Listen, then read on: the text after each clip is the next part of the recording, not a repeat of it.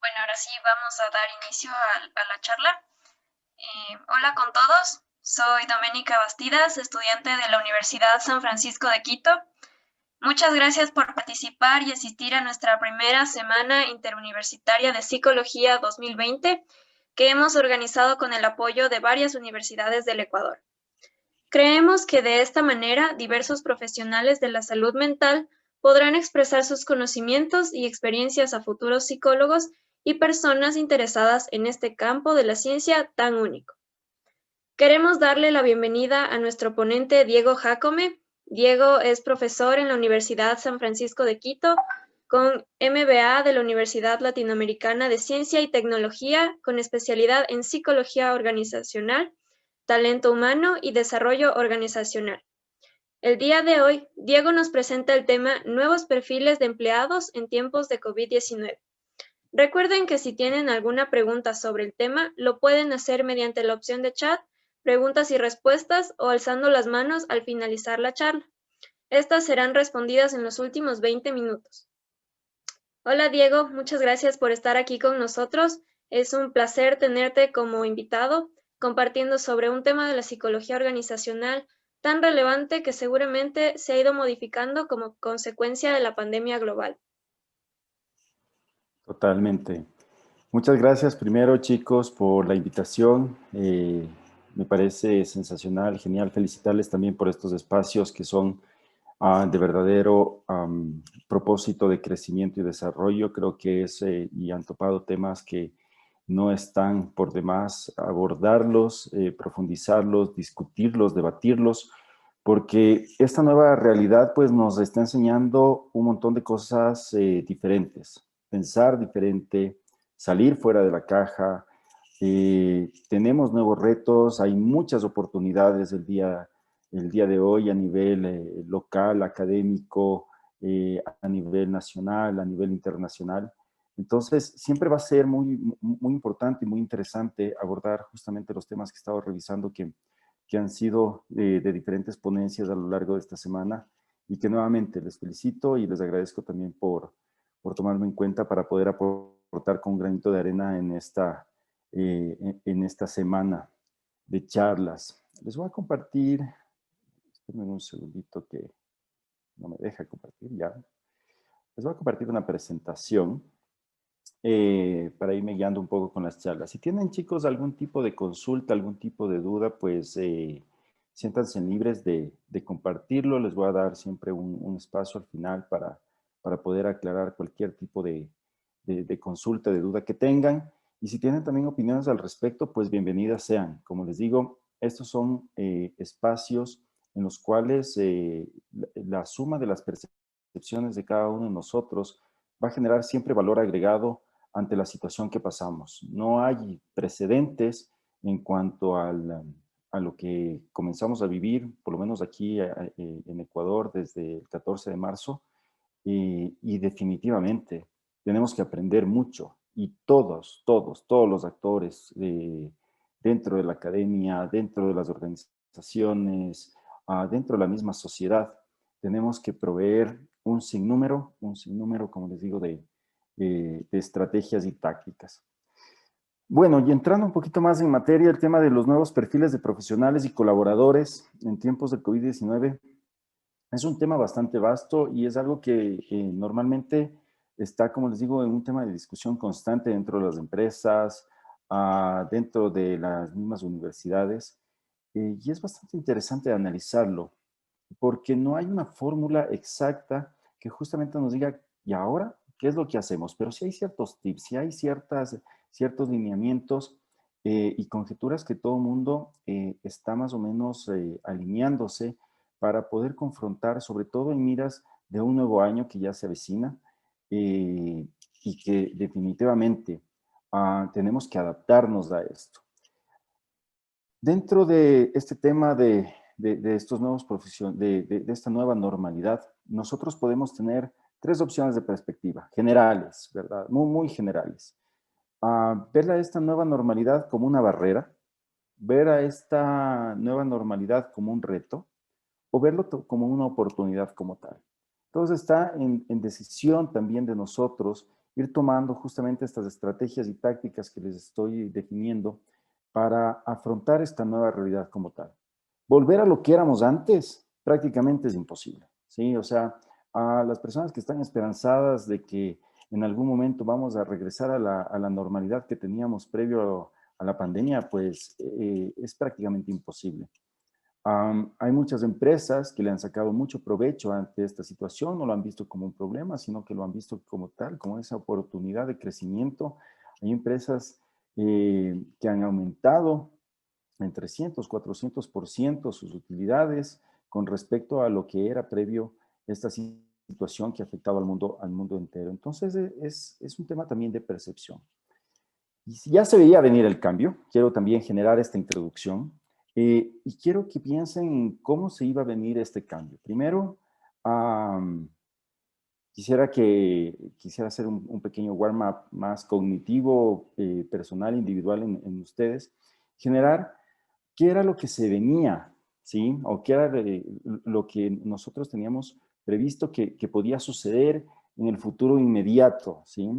Y hay varias apuestas y ustedes pueden apostar por su favorita. Nosotros sabíamos que el cambio iba a llegar, o sea, porque nos iban a caer los ovnis de encima o porque posiblemente por ahí llegaban los zombies también y teníamos un apocalipsis zombie, o que nos caía un meteorito. Pero el cambio iba a darse, o sea, tarde o temprano iba a darse. Ahora, mucho más allá de esto, ¿sí? Que puede sonar un poco gracioso de cierta forma, una realidad que se veía de frente en las nuevas organizaciones era la nueva generación de profesionales. O sea, ese ya era en sí un cambio que las organizaciones estaban preparándose para vivirlo, ¿sí? Esta nueva generación que se ha denominado la generación Z, los centennials, ¿sí? Entonces, tanto las personas mayores, personas adultas, ya profesionales, sabían que en estos años ya íbamos a comenzar a tener dentro de nuestras filas organizacionales a personas muy jóvenes, ¿sí? Con una mentalidad totalmente distinta, con una cultura totalmente distinta, que venían prácticamente con un chip en la cabeza que iba a revolucionar de cierta forma muchas industrias, muchas empresas que tienen sus propias costumbres, sus propios ideales, y que automáticamente las organizaciones también tenían que adaptarse para la llegada de estos nuevos personajes, de estas nuevas personas, de estos nuevos colaboradores dentro de un ambiente laboral, hablándolo así, y dentro de un ambiente social totalmente. Es muy interesante hacer un análisis del tema generacional porque normalmente llegamos en ciertas épocas, ¿verdad?, de la historia a tener burbujas de confort. Y las nuevas ideas, las nuevas tecnologías, las nuevas costumbres son disruptivas frente justamente a estos temas específicos. Y ahí es donde justamente uno tiene que generar estas adaptaciones al cambio, estas adaptaciones de procesos, de técnicas, de metodologías, de cultura en general, una adaptación completa. Es muy holístico este tema y es bastante interesante analizarlo y que posiblemente lo podríamos discutir en otro espacio. De la misma forma, para poder ser un poquito más detallado frente a esta nueva realidad y poder abordar de mejor manera el tema del perfil dividido al hablar del perfil duro, es decir, los hard skills que buscan actualmente las empresas y cuál es esa proyección de hard skills que se va más o menos colocando como propósito dentro de la vida profesional también de cada uno de las personas que comienzan a buscar un futuro laboralmente. Entonces, dentro de los hard skills está justamente, ustedes que son jóvenes, la mayoría de esta audiencia que es joven, es buscar cuál va a ser ese objetivo académico y de formación. Y cuando hablo de buscar ese objetivo académico y formación es, ¿qué estoy estudiando? ¿Sí? En este momento. Si es que están, por ejemplo, en pregrado, están en temas que son justamente de tercer nivel y cuarto nivel, ¿Qué están estudiando en este momento, por ejemplo, para sacar una licenciatura, una ingeniería, un BA? Entonces, el tema que ustedes estén enfocándose en estudiar tiene que ir en relación a algo más hacia futuro, de cómo le vamos a sacar provecho y cómo esto va a aportar y cuáles son las oportunidades laborales también que se presentan a raíz de la pandemia. Se sabe, y no es ciencia oculta, de que puede ser de que varias profesiones, entre comillas profesiones, como tal, no digo títulos académicos, sino ya más bien aplicaciones profesionales, puedan desaparecer con este tipo de cosas. Ya comenzaba a existir una migración, por ejemplo, a procurar la eliminación de los típicos cajeros que nosotros teníamos. Entonces, con el tema de la automatización, nosotros tranquilamente podemos hacer compras en línea y nos evitamos ese tema de estar haciendo filas para pagar algo, por ejemplo. Empresas como Walmart, ¿sí? Ya tienen instituidas dentro de sus tiendas procesos automatizados en el cual ustedes llegan con su cochecito de compras y pasan todos los productos que adquirieron por máquinas y a la misma máquina pasan o ingresan como un cajero automático, ¿verdad? El dinero o hacen la transferencia y está pagada. Y quiere decir con el tema de las compras online, o sea, es totalmente ya una realidad y ya era una realidad. Es bastante interesante también saber y entender de que lo que nos está pasando ahora en este contexto de pandemia fue prácticamente el adelantar lo que ya se venía pronosticando en un futuro. Entonces, lo que nos tocaba vivir posiblemente en los siguientes 10 años, se adelantó totalmente a ser aplicable en estos 3, 4, 5 meses iniciales de la pandemia. Entonces, pasar, por ejemplo, a temas de homeschooling, a temas de teletrabajo, home office, a temas también de la misma utilización de aplicación y plataformas digitales para hacer compras, para hacer adquisiciones, etc. Regresando otra vez a la parte del hard skill, entonces es muy importante, y sobre todo si ahorita todavía se están formando, saber cuáles van a ser sus objetivos y sobre todo colocar esos tiempos. ¿Cuándo me voy a graduar? ¿En qué me voy a graduar? Y posteriormente, si es que piensan seguir algún tipo de estudio de posgrado, que acá en nuestro medio en Ecuador se llaman títulos de cuarto nivel, entonces saber también en qué me voy a especializar o en qué voy a hacer mis campos de investigación a futuro, hablando por ejemplo de temas de PhDs o doctorados.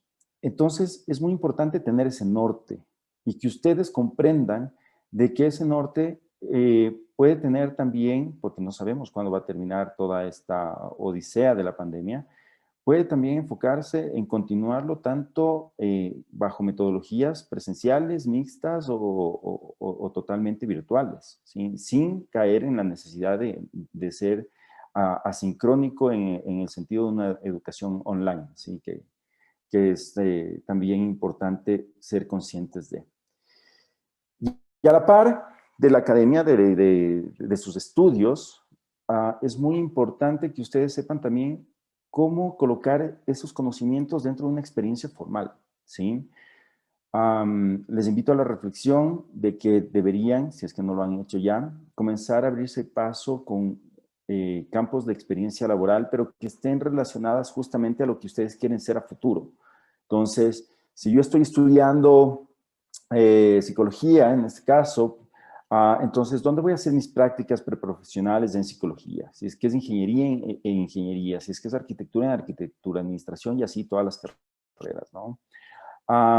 Y buscar justamente esos primeros pasos experienciales que les permitan nutrir no solamente su hoja de vida, sino también su formación, porque es el complemento perfecto para lo que están aprendiendo en las aulas, en Zoom, ¿sí? En Meets, dependiendo de la plataforma que utilicen, llevarlo justamente hacia esa experiencia como tal, ¿sí? Esa experiencia tiene que ser de una u otra forma formalizada, es decir, que les brinde los certificados y que luego sea comprobable y evidenciable. Actualmente incluso los programas de pasantía se están transformando a ser programas de trainees. ¿A qué me refiero con esto? Antes las pasantías, hablemos de hace 15, 20 años, una persona pasante estaba ideada para que nos ayude con temas de archivo, con carpintería organizacional, que nos ayude a hacer posiblemente funciones o tareas muy básicas, incluso de secretariado. Y no se les colocaba dentro de un contexto de aprendizaje experiencial como tal. Actualmente los programas trainees, muchas empresas, me incluyo también dentro de esta formación, brindamos oportunidad a alumnos que en este momento se están formando para que puedan aprender la aplicación práctica de lo que vieron en clase. Entonces, por ejemplo, me sale algún proyecto de evaluación de desempeño en una empresa X, les enseño a mis chicos cómo hacer una evaluación de desempeño personalizada para esa empresa X, ¿sí? O estamos trabajando dentro de una multinacional, entonces la multinacional comienza a enseñarles las bases de los procesos para que después de ellos los puedan guiar. E incluso hay empresas que son un poco más arriesgadas que dentro de los programas trainees son programas ya de formación para que sean los futuros profesionales ya de nómina, que sean parte de los colaboradores internamente dentro de las organizaciones. Entonces es bastante interesante también tener una planificación en dónde quieren hacer esta experiencia como tal. Y eso les va a formar justamente ese hard skill. Algo sumamente importante, y aquí la clave 1 de este perfil que se busca, la clave número 1 es tener ese balance entre el conocimiento y la experiencia como tal. No llenarse de tantos títulos, porque de nada les va a servir llenarse de tantos títulos si es que no viene acompañado justamente con esa aplicación laboral. Entonces, ustedes pueden ser PhDs, magisters, lo que ustedes quieran, especialistas, tener diplomados en un montón de situaciones, pero en el rato de que ustedes ingresan a una organización y les pregunten, ¿y dónde lo han aplicado? ¿Y cómo lo han aplicado? Ustedes digan, no, solamente sé la teoría. Entonces, básicamente las puertas se pueden estar cerrando.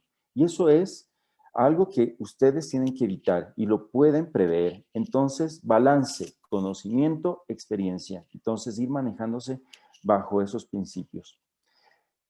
También algo que se veía venir para esta década, hablo desde el 2020 hasta el 2030 y que ha estado en algunas publicaciones del Foro Económico Mundial, en algunos papers, también en algunas publicaciones de Harvard Review, es el tema de la moda, entre comillas moda, pero el estar en boga de la educación ejecutiva, ¿sí? O la educación continua como tal.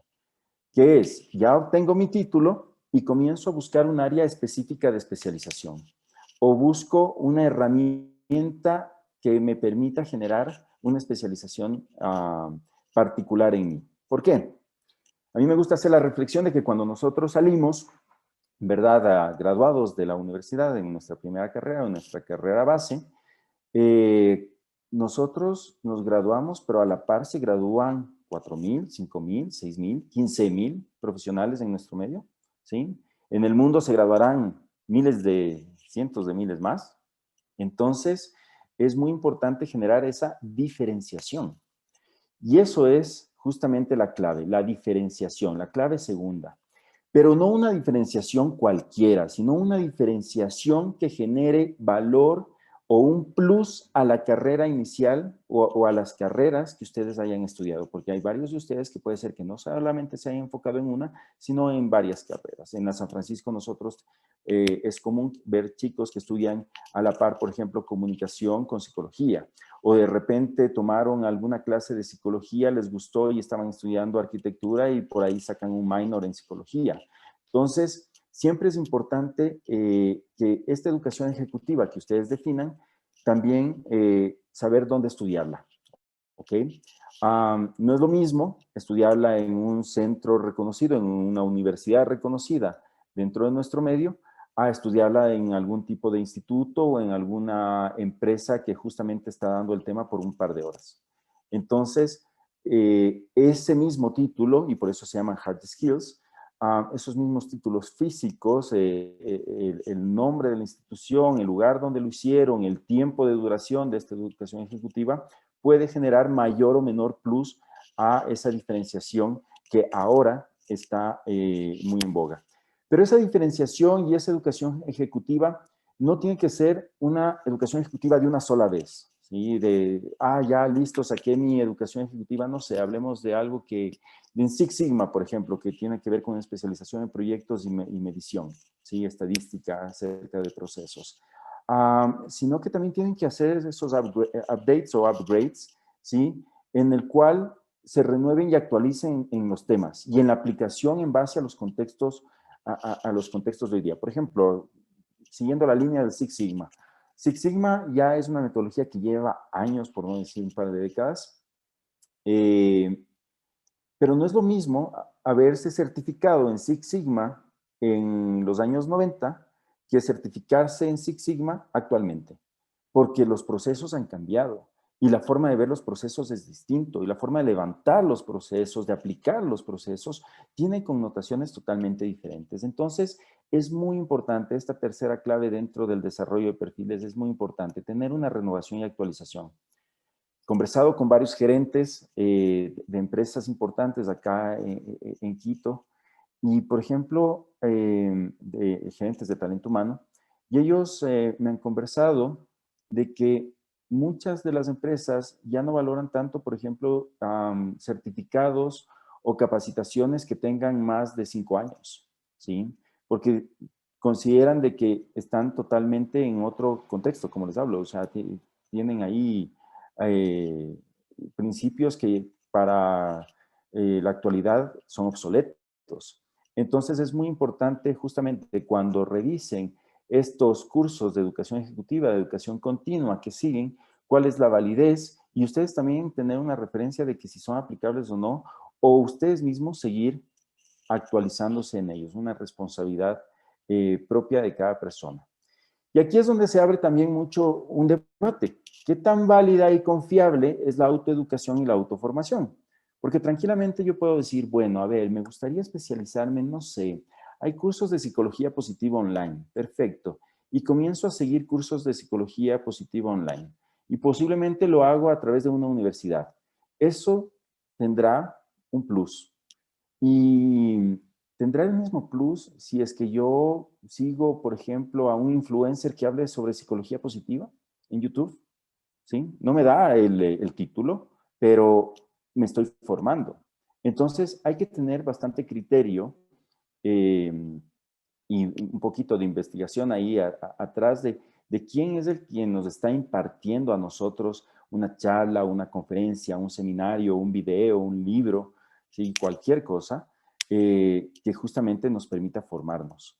Entonces, por eso les digo, podemos abrir un debate completo acerca de qué tan válido y confiable es esta autoeducación como tal. Posteriormente, y algo que me gustaría caer mucho más a conciencia de ustedes, es cuáles son esos soft skills, esas competencias suaves que nosotros necesitamos desarrollar para vivir en esta época de pandemia. Y para potencializarnos dentro de estas épocas de COVID. Aquí podemos también generar un pequeño debate, no quiero entrar en ese debate, y esto también es una definición de criterios, pero sí me gustaría hablar acerca de las habilidades tecnológicas. ¿Y por qué les digo que podríamos entrar en un debate? Porque las habilidades tecnológicas podríamos considerarlas como soft skills o como hard skills, ¿sí? Sin embargo, por efectos de esta charla, la vamos a considerar para los soft skills, porque me va a ayudar a desarrollar el resto de competencias blandas. Entonces, cuando hablamos de habilidades tecnológicas, el enfoque y la tendencia actualmente es que las personas conozcan acerca de analítica de datos, de saber analizar información. Estamos en un mundo en el cual constantemente brindamos información. Cuando nosotros abrimos una aplicación, estamos dando información. Cuando nosotros abrimos Facebook, estamos dando información. Cuando hacemos una publicación en redes sociales, estamos brindando información. Y hay mecanismos automatizados, empresas e incluso hasta personas que hacen esta analítica de datos como tal. Y también la minería de datos, que es justamente dentro de todo este mundo global que actualmente se llama Big Data, ir rescatando cuáles son los datos necesarios que me permiten a mí desarrollar mejor mi negocio, desarrollarme mejor como profesional, absorber mejor conocimiento de inteligencia de negocios en general, y aquí podemos hablar de operaciones, mercadeo, finanzas, un montón de áreas.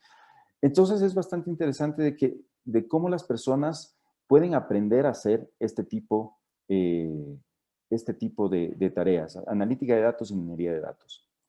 Pero también dentro de las habilidades tecnológicas es saber o poder desarrollar software y aplicaciones. Y eso también ahorita está muy valorado por las empresas. No solamente hablo de software cuando es un programa específico, aplicaciones como las que cuando nosotros descargamos, ¿sí? Para nuestros teléfonos o tablets o computadores.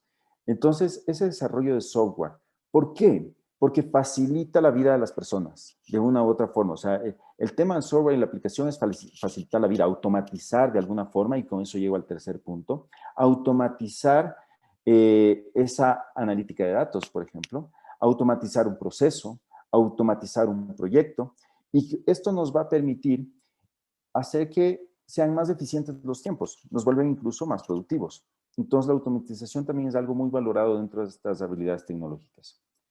Uno de los temas que ahora también está muy en boga y que realmente he empezado a estudiarlo desde hace algunos meses, no soy un experto y si es que algún rato arman una charla acerca de esto, va a ser sensacional, es el tema de la inteligencia artificial, ¿sí?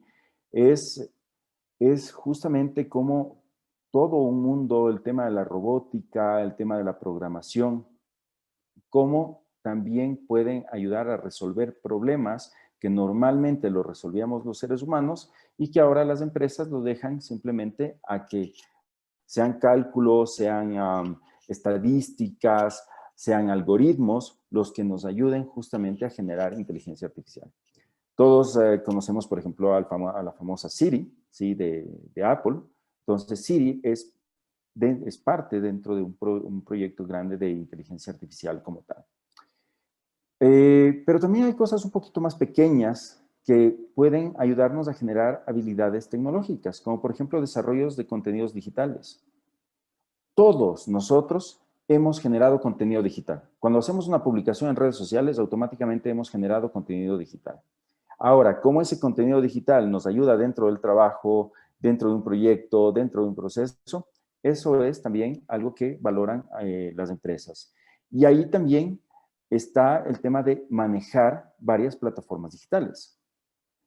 Normalmente, y aquí fue totalmente disruptivo el tema del COVID-19, posiblemente antes, si es que ustedes conocían Excel, Word, PowerPoint, perfecto, con eso ya la sorteaban y tranquilamente podían conseguir un trabajo y listo. Ahora hay empresas que les dicen, bueno, y necesitamos que sepa manejar Zoom, necesitamos que sepa manejar todas las aplicaciones de Google, por ejemplo, ¿sí?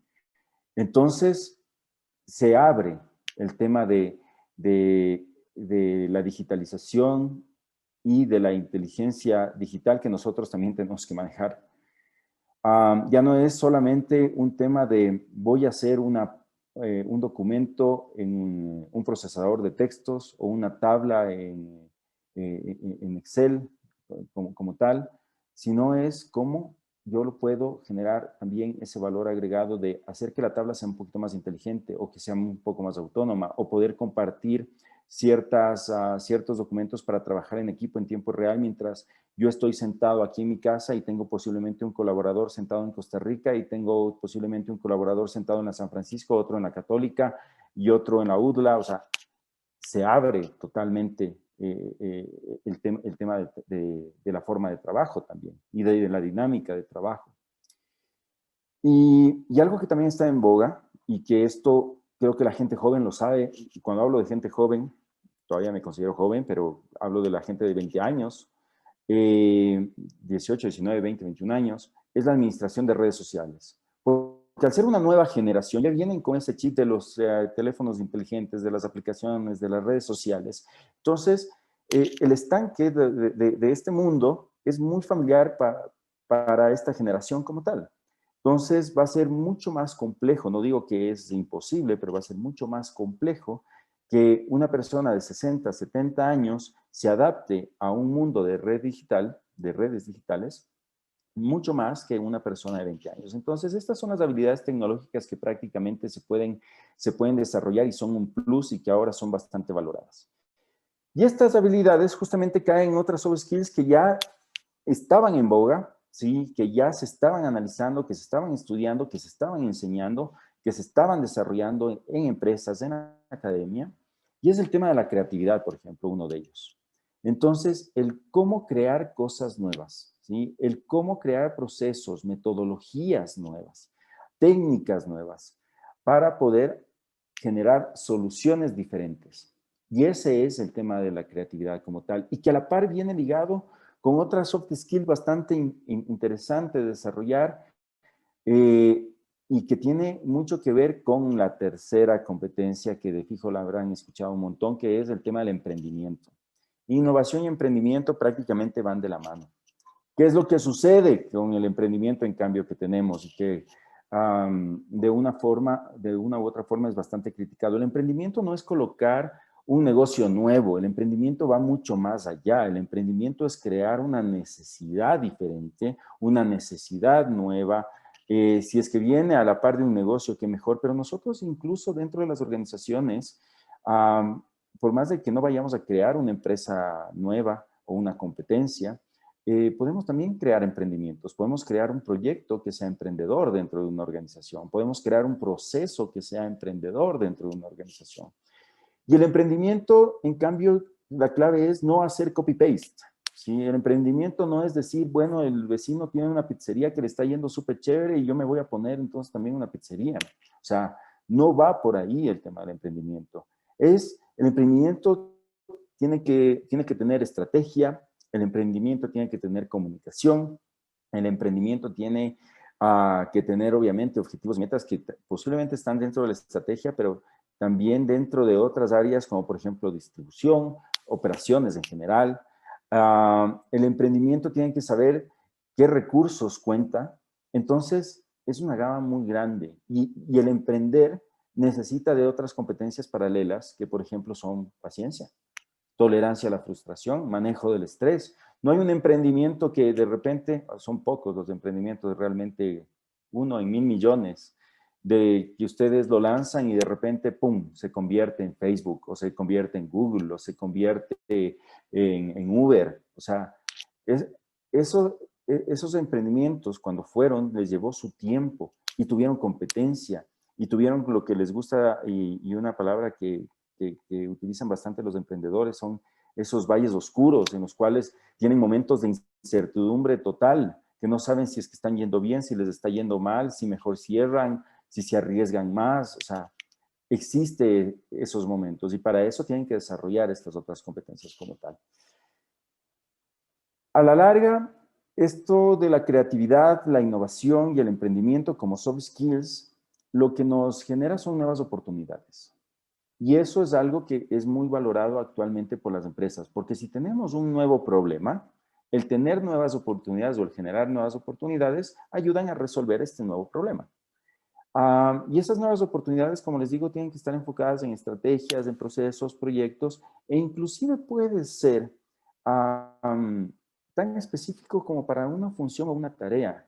Entonces, no es que yo tengo que tener un puesto wow, un puesto gerencial para en ese momento desarrollar estas primeras soft skills que les acabo de comentar en esta charla, sino que puede ser desde algo tan básico. O sea, por ejemplo, una persona que se encargue de la limpieza y que genere innovación o creatividad dentro de la limpieza para, no sé, tener mejor calidad en bioseguridad, que actualmente es una necesidad real de todas las organizaciones, sobre todo si es que están en modalidades presenciales o si tienen que asistir a trabajos físicamente. Entonces, va desde los puestos más elementales, más operativos, hasta los puestos más altos gerenciales como tal. Pero siempre pensando en este tema, ser diferentes, ¿ok? Entonces, no es tampoco una cuestión de inventar el agua tibia, es saber la forma en cómo sirven el agua. Entonces, ahí está también el tema de la diferencia, generando, y no lo voy a... No voy a dejar a un lado lo que hablamos en los hard skills, que es generar este valor diferenciador o plus diferenciador, que es necesario. o sea, yo necesito gente que en este momento, ante una crisis como es el COVID, piense diferente, ser diferente. Y que me genere un valor diferente, un valor agregado que antes no lo podía tener y que ahora necesito tenerlo. Entonces me comienzo a rodear de colaboradores que generan realmente equipos de trabajo, ¿sí? Ya no grupos de trabajo, sino equipos como tal. Y mientras más diverso sea ese equipo, también es mucha más la oportunidad que tienen las empresas de encontrar soluciones diferentes. Entonces, es distinto cómo piensa un psicólogo que cómo piensa un arquitecto. Va a ser diferente la solución que presente un administrador que un ingeniero. Entonces, puede ser que no sea la correcta, pero tenemos que también brindarnos esa flexibilidad para el error. Y que el error, y eso es algo que, por ejemplo, intento promocionar no solamente con mis clientes, sino también con mis alumnos, es el hecho de que tenemos que dejarle de tener miedo al error y de castigar el error. Es más, el error es un aprendizaje y ese aprendizaje tiene que ser valorado. Otras competencias, el tipo y un tema de liderazgo. Y aquí me quiero quedar un ratito. ¿Por qué liderazgo? Porque liderazgo se ha hablado años. Y aquí sí podemos hablar de los últimos 100 años, se ha hablado acerca de liderazgo como tal. Y de la forma en cómo se tiene que desarrollar el liderazgo. Y que el liderazgo tiene que ser un tema de una diferencia con el jefe. Y esos son principios ortodoxos, esos son principios base, pero siguen siendo ortodoxos. ¿Qué es el tema del liderazgo actualmente? ¿Qué liderazgo se busca? Es un liderazgo en el cual prime el autoconocimiento. ¿Por qué? Porque tengo que conocer qué tipo de líder soy. El que me diga, y es algo que yo imprimo mucho en la clase de psicología organizacional cuando toco el tema del liderazgo, es todos somos líderes de una u otra forma. ¿Qué es lo que cambia? Que yo puedo ser líder en cierto contexto. Puedo ser líder en la universidad, pero posiblemente no soy líder en mi casa. Puedo ser líder en mi trabajo, pero posiblemente no soy líder con mis amigos, por ejemplo. ¿Sí? Entonces, tengo que definir justamente qué estilo de liderazgo tengo. Y para eso, ustedes pueden encontrar un sinnúmero de diccionarios. Ahí sí, les invito a que investiguen, a que analicen, a que revisen. Hay artículos, hay libros que hablan acerca de estos estilos y tipos de liderazgo. Entonces, tranquilamente ustedes pueden definirse como autócratas, como emprendedores, líder autócrata, líder emprendedor, un líder liberal, un líder proactivo, un líder audaz, o sea, ustedes pueden definir que dependiendo del rol que jueguen en cierto contexto, pueden tener un liderazgo formal o un liderazgo informal. O también dependiendo de la relación que tienen con la gente, ustedes pueden definir de si son más líderes dictatoriales o son más autocráticos o son más democráticos o son onomatopéyicos o son paternalistas o son liberales. Como les digo, un sinnúmero de estilos, porque incluso dependiendo de la influencia que ustedes tienen sobre sus subordinados, sobre sus colaboradores, ustedes pueden decir, no, yo me defino más como un líder transaccional, o como un líder transformacional, o como un líder auténtico, como un líder lateral o longitudinal, o un montón de liderazgos.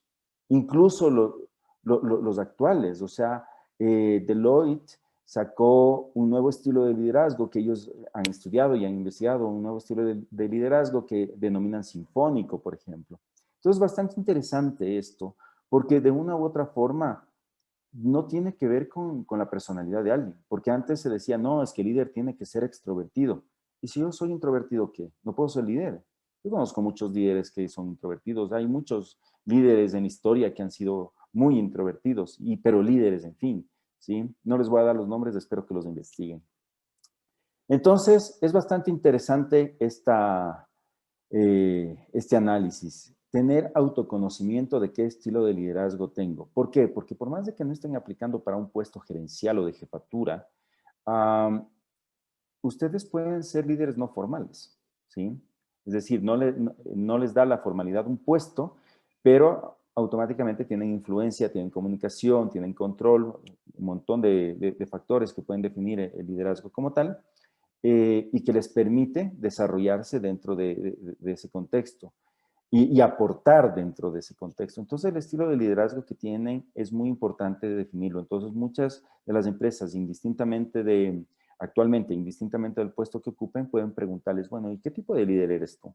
Entonces, ustedes deberían de tener la respuesta clara. Y no solamente limitarse a los básicos, ¿verdad? Yo me siento democrático porque permito hablar a todo el mundo. Yo me siento autocrático porque a mí me gusta que se hagan las cosas como yo digo. O sea, exploren un poco más. O sea, mientras más argumentos tengan sobre sus estilos de liderazgo, van a ser mucho más convincentes y obviamente también les va a permitir definirse quiénes son y cómo les gusta trabajar también. Uno de los temas que es muy nuevo, sí, casi no hay mucha bibliografía, es acerca del pensamiento divergente y tiene que ver algo que en psicología se llama flexibilidad cognitiva. Y es el tener esa capacidad de adaptación. Aquí entra mucho el tema de adaptación. El tema de cómo yo, mis pensamientos, mis creencias, mis conocimientos, las adapto, ¿sí? Dependiendo de ciertas circunstancias. Obviamente, dentro de un plano positivo, ¿sí? Es bastante positivista este concepto. Pero el pensamiento divergente también nos ayuda justamente a desarrollar lo que vimos hace un ratito arriba, el tema de la creatividad, ¿sí? ¿Por qué? Porque no tenemos una solución, podemos generar varias soluciones y eso es lo importante. Antiguamente las empresas decían, bueno, entonces yo lo que necesito es gente que me dé soluciones. ¿Cuál es la solución a X problema? Y uno llegaba con una idea. El pensamiento divergente, en cambio, nos propone 1, 2, 3, 4, plan A, plan B, plan C, plan Z, ¿sí? Y de todos nos permite justamente verificar cuál es el que mejor se adapta ante las circunstancias y ese aplicarlo. Y por eso también el tema del que les comentaba hace un ratito sobre el tema del error, ¿sí? La apertura al error. Entonces, si yo tengo un plan A y no me funciona, entonces sigo con el plan B, ¿sí? O puedo empezar con el plan Z y después jugarme con el plan A, ¿sí? Entonces, es parte de esta flexibilidad cognitiva que es ahora muy importante desarrollar. Aquí, en cambio, jugamos, y en este tema de la flexibilidad cognitiva y pensamiento divergente, si nosotros somos de una tendencia más sólida, más de cumplimiento más que sólida, es decir, que somos muy apegados a normas, a reglas,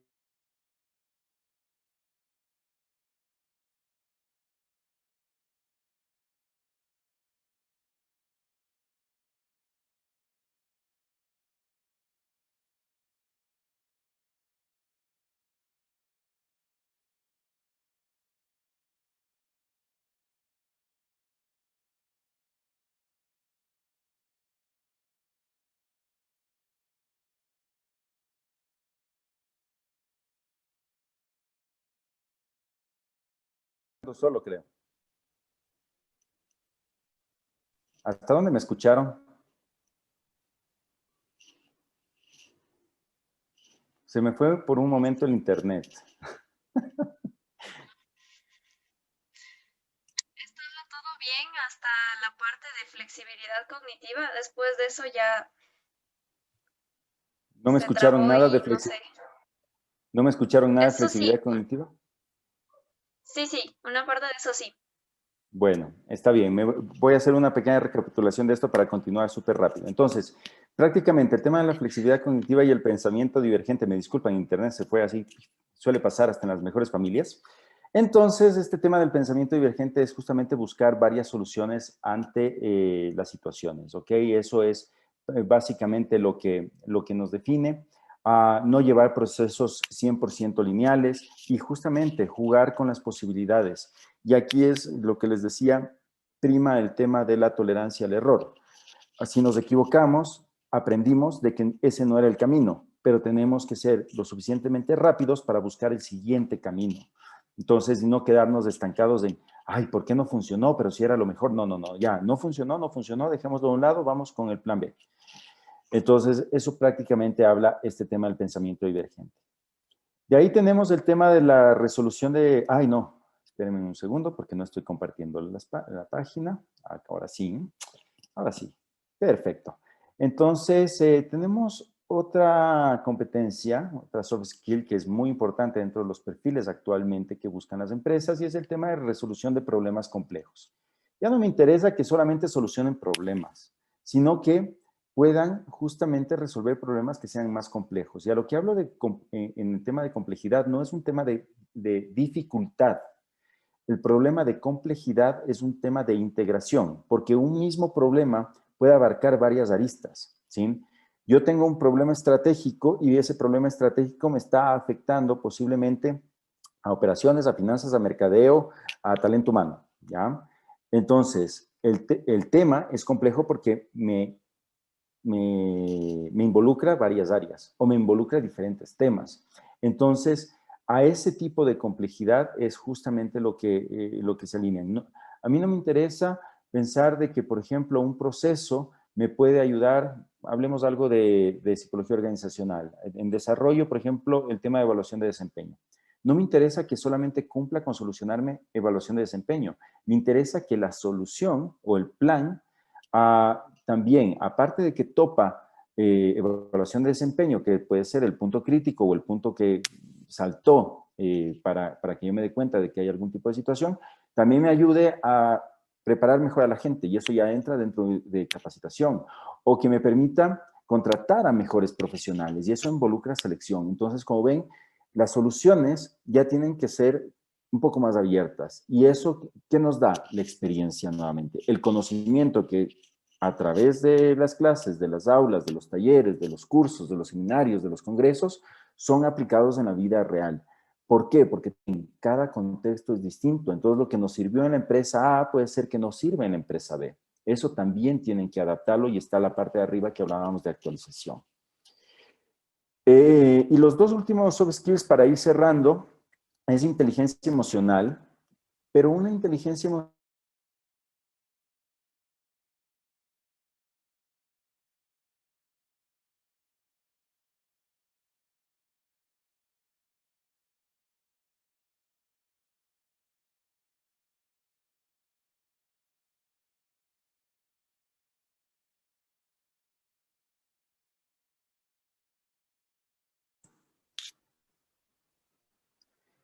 voy a demandar a la gente del Internet apenas terminemos esta charla. Después de haber hecho esa catarsis, muchas gracias. No les voy a, por lo que está grabando, no les voy a decir quién es mi proveedor de Internet. Muy bien, entonces, como les iba diciendo, las dos últimas competencias, inteligencia emocional y habilidades sociales. Entonces, el tema de inteligencia emocional es saber afrontar las emociones, saber controlar las emociones y saber sacarle provecho a las emociones. Entonces, no es lo típico que dicen, bueno, si es que tienes miedo, hazlo con miedo. Ah, bueno, sí, por ahí va, pero ¿por qué tienes miedo? O sea, la inteligencia emocional es conocer, ok, tienes miedo, hazlo con miedo, perfecto, pero ¿por qué tienes miedo? ¿Qué es lo que te está generando esa inseguridad?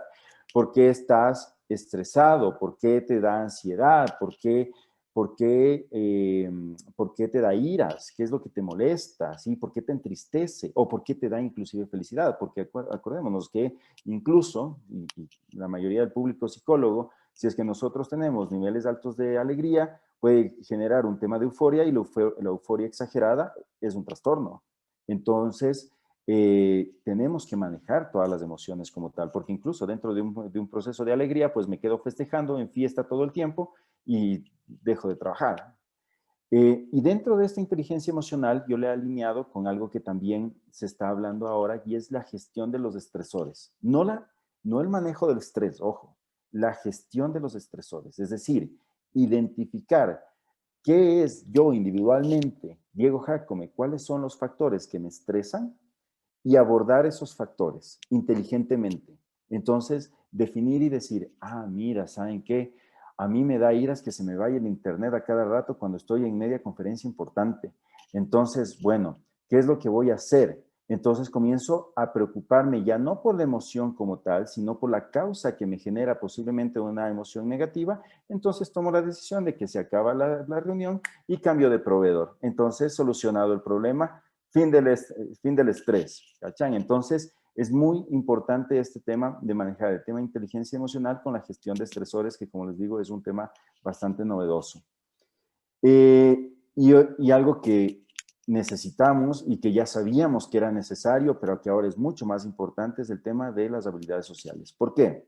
Primero, vivimos conectados todo el tiempo.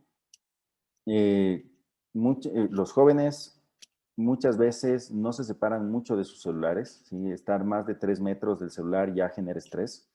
Entonces, perdemos habilidades sociales como tal, empatía, comunicación, valores como tal. Entonces, necesitamos, y relaciones interpersonales, físicas, o sea, del conversar, de tomarnos un café, de hablar cuando estamos reunidos. Entonces, el trabajar estas habilidades sociales y el desarrollar estas habilidades sociales son muy valoradas actualmente. Entonces, el tema de tener empatía con las personas. La empatía es muy difícil de desarrollar, sobre todo cuando no tenemos bases familiares y sociales que nos ayuden a generar esa empatía. Entonces, nos puede tomar mucho más tiempo para alguien que sí ha vivido la empatía desde chiquito. Entonces, el desarrollo va a ser mucho más simple. Pero sí, el tema de las habilidades sociales es algo súper importante que se tiene que valorar, que tienen que tener. Y muchas veces las habilidades sociales es un tema de autodesarrollo, ¿sí? Hacer ejercicios particulares de empatía y buscar también cuáles son sus motivadores para generar esas habilidades sociales. Y ojo, hay otro reto. Digamos que continuamos con este tema de teletrabajo, el tema de las clases virtuales y todo eso, las clases digitales. Entonces, ¿cómo yo genero empatía con el público que está al otro lado de una cámara? Porque es posiblemente mucho más fácil generar empatía con un público presencial antes que con un público que solamente les veo las caras y que posiblemente por ahí no les vea porque tienen apagado las cámaras. ¿Cómo genero una empatía con un cuadro negro? O sea, es complejo. Entonces, buscar esas fórmulas creo que son los nuevos retos también que tienen tanto las organizaciones y la academia en sí. Para cerrar, no caigan en el error de valorar subjetiva ni prejuiciosamente los perfiles por el tipo de personalidad. Como les decía, no encuadren, es que un líder no puede ser una persona introvertida o que una persona dominante es un líder. No funciona de esa forma y no hay personalidad ni buena ni mala, ¿sí? Somos así, somos así. Que existan trastornos de personalidad para quienes son psicólogos clínicos, existen, pero eso es otro mundo. A nivel organizacional, el tema personalidad como tal, y sobre todo cuando se analiza dentro de un marco, por ejemplo, como el DISC, donde se habla de dominancia, influencia, solidez y cumplimiento, las variables de estos factores no nos definen si es que una persona es mejor o no. Lo que nos definen es quién es más apto para una posición o para una tarea. Y claro que hay mucho más, ¿sí? Definitivamente puede existir más competencias, depende de cada área, depende de cada industria. Podemos ser muy específicos, podríamos ser demasiado específicos, investigando a cabalidad cada uno de los sistemas que queramos interpretar. Entonces, por ejemplo, va a ser diferente el perfil que necesite en el sector salud que en el sector industrial, que en el sector agrónomo, ¿sí? Y en el mismo sector salud va a ser distinto lo que necesite el Hospital Metropolitano, que la Clínica de los Valles, que el CIME en la San Pancho, que, no sé, el Centro de Salud de la esquina. Entonces, cada uno tiene diferentes necesidades. Y cada uno tiene diferentes percepciones acerca de lo que vemos, ¿no es cierto? Entonces, como por ejemplo este gráfico de aquí, puede ser una amenaza, puede ser una oportunidad, y es la percepción de cada uno lo que define. El COVID-19 lo que nos ha enseñado es que la capacidad humana puede trascender problemas globales. Lo podemos ver así, o lo podemos ver como ya mismo llegan los zombies y ya mismo nos cae un asteroide y se acabó el mundo. Entonces, definamos eso. Y una clave final, reinventémonos. Tenemos que aprender a reinventarnos cuando hay crisis. Y el reinventarnos, como les digo, no es crear el agua tibia, es saber servir el agua. Entonces, puede ser, ok, ¿cuál va a ser mi enfoque? ¿Cuál va a ser mi público? ¿Cuál va a ser mi producto? ¿Cuál va a ser mi servicio? ¿Cuál va a ser mi carrera? ¿Cuál va a ser mi siguiente especialización? ¿Qué es lo que voy a hacer? ¿Cuáles van a ser mis planes? Actitud y autenticidad dentro de esto, chicos. El copy-paste que le va bien al vecino, intentar aplicarlo nosotros, no aplica, ¿sí? Y ahí es por eso que se jalan un montón. Todos debemos de haber conocido a alguien que con esto del COVID se puso el tema de vender guantes, mascarillas, alcohol y un montón de cosas. Pocos siguen haciéndolo. ¿Por qué? Porque fueron los que mejor llevaron el negocio.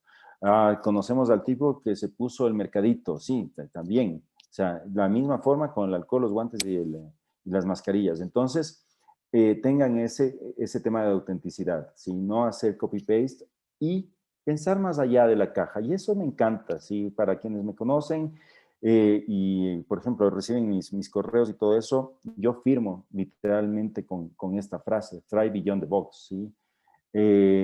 Es mi marca personal prácticamente y les invito a ustedes que dentro de sus perfiles busquen cuál es su marca personal y les aseguro que eso les va a permitir abrir más oportunidades de éxito. Listo, chicos. Muchas gracias, Diego. Ahora vamos a pasar con las preguntas. Esperemos que el Zoom no nos vuelva a jugar tan feo. Pero bueno, recuerden que pueden hacerlas mediante el chat, a través de la opción de preguntas y respuestas o alzando las manos. Ya, hola Diego. La primera pregunta que tenemos es, ¿cuál crees que es la cualidad más importante para un líder? Actitud. Sin actitud no hay liderazgo, porque podemos ser influyentes, pero ¿cómo influyo? Con actitud, ¿sí? Puede ser la comunicación, pero ¿cómo me comunico? Tengo que tener una actitud de comunicación, ¿sí? Si me hablan ya de temas específicos de comunicación, un estilo específico, la comunicación asertiva, hay que tener actitud de comunicación asertiva. Entonces, creo que lo primero que tiene que tener el líder es actitud. Y esa actitud se gana con el autoconocimiento y la autoconfianza. Si yo no me conozco quién soy, si no estoy seguro de quién soy, y eso parte también de la autoconfianza, si no conozco cuáles son mis cualidades, cuáles son mis fortalezas, entonces, ¿cómo voy a ser un líder? Por eso les digo, investiguen qué tipo de liderazgo practican ustedes, ¿sí?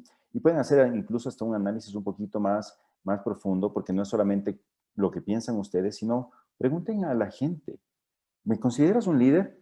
¿Y qué tipo de liderazgo soy? Porque de repente pueden llegar donde sus novios, donde sus novias y les dicen, no, pucha, vos eres una mandona, eres dictatorial totalmente, ¿sí? Dictatorial, o sea, no hay por dónde. Entonces ya van definiendo qué estilo o cuál es el estilo con el que les ven. Y ojo, va a cambiar dependiendo del contexto. Eso también tienen que saberlo. Entonces, uno no puede ser líder todo el tiempo. Es lo mismo que ser feliz. Uno no puede ser feliz todo el tiempo. Uno es parte de la vida. Uno también tiene este tema de manejar emociones. Entonces, yo creo que lo principal es el tema de la actitud. Y ese tema de la autoconfianza es creerse las cosas, pero obviamente en base de lo que son y de lo que saben, ¿sí? Y por eso también es importante ese tema de experiencia, de educación que se tiene que tener. Mientras más educados sean, en el sentido de conocimientos, de adquisición de conocimientos, mientras más se conozcan ustedes mismos, van a tener una mejor actitud, van a ser más receptivos, van a ser más empáticos, van a ser mejores comunicadores, van a ser más influyentes. Muchas gracias, Diego. Otra pregunta que te hacen es que si los influencers de hoy en día son algún tipo de líder. Claro que sí, si no, no tendrían millones de seguidores. Entonces, y ojo, hay influencers e influencers, ¿no? Ahora, dentro del liderazgo, y cuando hablamos de liderazgo, yo le dejo para un segundo tiempo hablar sobre si es que es bueno o es malo. Lo primero que hay que definir es si es líder, ¿sí? En la clase a mí me gusta hablar y muchas veces se toma automáticamente el tema de Hitler, por ejemplo. ¿Hitler es líder, sí o no? Fue un líder, ¿sí? Ahora, que haya sido bueno o malo, pues eso lo dictó la historia, pero en general fue un líder. En el tema de los influencers, creo que también funciona de esa manera. Y ojo, tenemos líderes que también tienen errores, ¿sí? Justo esta semana que hablábamos en clase acerca del liderazgo, hablábamos, por ejemplo, de Gandhi, ¿sí? Gandhi es un líder social, es un líder espiritual, pero también es criticado porque se sabe que él fue pedófilo, por ejemplo, ¿sí? Entonces, no los vamos a catalogar si es que fueron buenos o malos, porque también eso es un tema de percepción de cada uno de nosotros. Pero lo que sí quiero que identifiquen es que todos podemos ser líderes en distintos contextos. Gracias, Diego. La siguiente pregunta es ¿cuál sería el valor agregado que diferenciaría enormemente a un psicólogo organizacional de otro? Yo les voy a contar cuál es mi valor agregado y mi valor diferenciador. Los Legos. Yo trabajo con Legos, me especialicé en Legos y eso me hace único. Les voy a contar súper breve cómo me diferencié yo. Yo me gradué de psicólogo organizacional. Habían 300,000 psicólogos organizacionales cuando yo me gradué. Seguí mi MBA. Ya no éramos 300,000, éramos 100,000, digamos. Ya les pongo números así al azar, nada más. Seguí mi segundo MBA, entonces ya era psicólogo organizacional, MBA en recursos humanos, MBA en mercadeo. Me volví un poquito más diferente, ¿sí? Igual habían varios MBAs y psicólogos. Comencé a estudiar el tema de los Legos, entonces fui psicólogo, MBA y especialista en Legos. Y aparte de eso, estudié consultoría y un montón de otras cosas que no importan ahorita. Y me van a decir, bueno, pero sí, todavía puede haber alguien más igual. Sí, pero soy el único que tiene todas esas cosas y aparte doy clases en la San Francisco. Y aparte doy clases en la San Francisco. Entonces, ya es, o sea, mi perfil terminó siendo único. Para mí, obviamente, sí, bajo ese principio y bajo ese análisis. Ahora, uno no es un billete de $1,000,000 para decirles, bueno, yo soy el que genera el valor agregado, sino que es la gente, los clientes, el trato, la experiencia, lo que nos va a permitir a nosotros justamente generar ese valor y ser valorados por otras personas, ¿sí? Por nuestros compañeros, por nuestros jefes, por nuestros clientes. Entonces, el valor, ese valor agregado se va ganando con el día a día. No es algo de que voy a sacar un título o un sticker, Diego Jácome valor agregado, y con eso salgo a la calle y todo el mundo, wow, Diego, no, o sea, eso es esfuerzo, eso es constancia, eso es trabajo, hacerse conocer, dar este tipo de charlas de vez en cuando y como les digo, por más de que lo hagan súper bien, puede ser que a alguien no le guste, ¿sí? Su forma de trabajar, su forma de pensar, su forma de comunicarse y es normal, o sea, qué bueno fuese si fuésemos todos billetitos de $1,000,000, seríamos millonarios. Gracias, Diego. Otra pregunta que te hacen es, ¿crees que las personas con capacidades especiales deberían tener otros tipos de perfiles profesionales? No, yo soy muy pro inclusión y yo creo que todos somos iguales. Yo no creo en el feminismo ni creo en el machismo porque creo que todos somos seres humanos, ¿sí? Yo creo en el respeto absoluto para todas las personas por igual. Yo creo que las oportunidades tienen que darse a todas las personas por igual y creo que los limitantes, y es más, los limitados muchas veces somos nosotros. Entonces, por pensar de que una persona, sí es verdad, obviamente, es ilógico pedirle a una persona que esté en silla de ruedas que se ponga a correr. Es totalmente tonto, ¿sí? Pero hay que valorar las capacidades que tienen las personas. Entonces, dependiendo de las capacidades, dependiendo de las funciones, todas las personas podrían abrirse campo en varias ramas, ¿sí? Funciones específicas, y ahí caeríamos en la discusión, pero ¿qué es? Pero ¿cómo se llama? Pero podríamos entonces colocar a una persona de síndrome de Down a que ¿cómo se llama? A que sea gerente financiero estratégico de una multinacional. Lo dudo porque obviamente las capacidades y las fortalezas de esa persona no está alineado a eso, pero yo sí creo que sería una persona con síndrome de Down un excelente gerente de servicio al cliente, ¿sí? Las personas con síndrome de Down aman abrazar y eso, pucha, o sea, qué mejor que un abrazo para un cliente, ¿cachan? O sea, pero ¿qué es lo que hacemos? A veces nos limitamos y nos quedamos solamente dentro de la caja de está con un síndrome, ¿sí? O sea, le falta algo, o sea, no, como les digo, yo creo que tenemos que ser un poquito más abiertos, más inclusivos, pero siempre y cuando tengamos un buen análisis de cuáles son las necesidades del puesto, el perfil que se necesita, obviamente, pero ese perfil no encaminarlo a decirlo, por ejemplo, hablando de etnias, o sea, no lo voy a contratar porque es un indígena, ¿sí? O sea, ¿qué tiene que ver eso? O sea, si es que se formó, si tiene los conocimientos, si tiene la experiencia, pues totalmente. Es mi criterio y respeto si es que alguien piensa diferente. Perfecto. También te piden si es que podrías recomendar plataformas digitales para autoeducarse en las áreas más importantes que se necesitan actualmente. Ay, plataformas digitales para autoeducarse. YouTube, creo que es la mejor, pero tienen que saber qué contenidos hay en YouTube. La que no les recomiendo es TikTok, ¿verdad? Pero YouTube sí. Creo que YouTube tiene contenidos muy chéveres, muy buenos, muy educativos. Creo que es una de las plataformas que mejor pueden apoyar. En mi caso personal, yo he aprendido a diseñar Illustrator, Photoshop, InDesign, todas esas cosas de Adobe a través de YouTube. O sea, tengo que dar mis clases y me he generado un autorreto de hacer mis clases de una u otra forma que sean más entretenidas, más chéveres y todo. Pero para eso tuve que aprender tecnologías. Y para aprender las tecnologías, YouTube ha sido mi mejor aliado. O sea, confío en YouTube. O sea, gracias YouTube y todo eso, pero sí, es una de las plataformas. ¿Qué otras plataformas pueden buscar?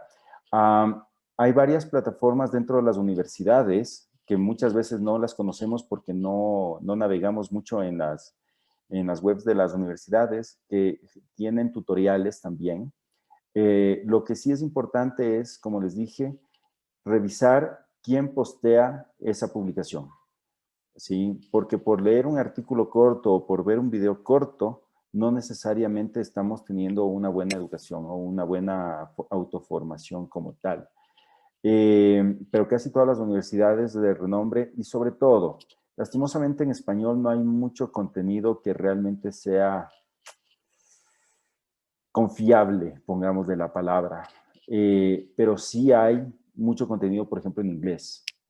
Y sobre todo porque la mayoría de universidades y de las buenas utilizan esas plataformas para autoeducarse en tecnologías. Y les voy a dar un pequeño consejo dentro de las tecnologías y de aplicaciones y de programas que pueden utilizar y que hay algunas charlas que están subidas en internet. Con el permiso de la Universidad de San Francisco de Quito, voy a hacer la pauta para Shift. Shift es un área de la San Pancho que se encarga de formar profesores. Y ahí en la página de Shift, que es abierta, es pública, ustedes pueden encontrar ahí, por ejemplo, aplicaciones que nosotros utilizamos como profes, tutoriales que nosotros tenemos abiertos, entonces es bastante interesante. Y yo creo que, sí, yo creo que no se van a enojar por haberles dado ese tip.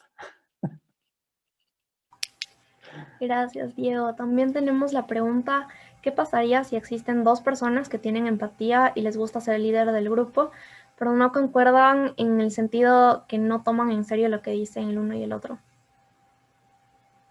A ver, repíteme otra vez un poquito la pregunta porque sí es medio trabalenguas. Sí, ¿qué pasaría si existen dos personas que tienen empatía y les gusta ser el líder del grupo, pero no concuerdan o sea, en el sentido de que no toman en serio lo que dicen mutuamente? Ok, entonces más o menos hay un conflicto entre dos personas, es lo que estoy entendiendo, y las dos tienen empatía para poder ser líderes, pero obviamente estos conflictos interpersonales no les permite hacerlo. Parafraseando entonces un poquito la pregunta, si es que las personas tienen un líder mayor, entonces sería responsabilidad de este líder más alto, de un nivel jerárquico más alto, debería ser la responsabilidad de él hablar con las personas. Si él no se da cuenta, deberían de ser los colaboradores los que hablen con este tercero de un nivel superior para que él sea el que ayude a resolver el conflicto. Eso puede ser una opción. Cuando en cambio ellos son la autoridad máxima, hablemos por ejemplo de socios dentro de una empresa, entonces lastimosamente son los dueños de la empresa, son los dueños del circo. Podemos hacerles caer en cuenta como colaboradores. Muchas veces escuchan más a gente externa que a la gente interna. Entonces podemos apoyarnos de un tercero externo para que pueda solucionar el conflicto como tal. Pero es muy difícil cuando son las cabezas absolutas. O sea, porque es decisión de ellos, es el juego de ellos, o sea, es la empresa de ellos. Entonces,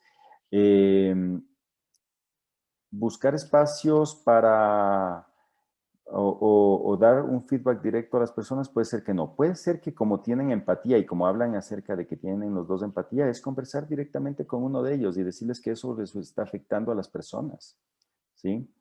Entonces, si eso les está afectando a las personas y tienen empatía, pues van a tomar cartas sobre el asunto y lo van a resolver. Si es que no lo resuelven, entonces no necesariamente tenían empatía. O sea, ahí vendría mi cuestionamiento, pero debería solucionarse de esa forma más o menos. Habría que analizar más hechos, más facts, muy poca información como para resolver el conflicto, pero podría ir en esa línea.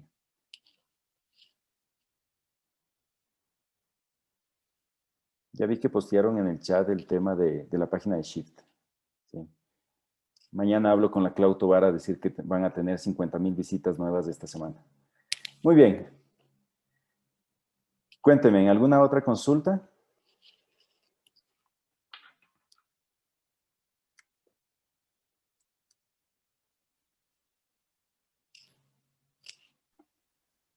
No, creo que eso ya es todo. Sí, ya. Bueno, entonces con eso concluimos la charla.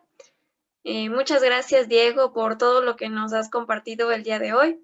Ha sido una experiencia que enriqueció nuestro conocimiento sobre la psicología organizacional.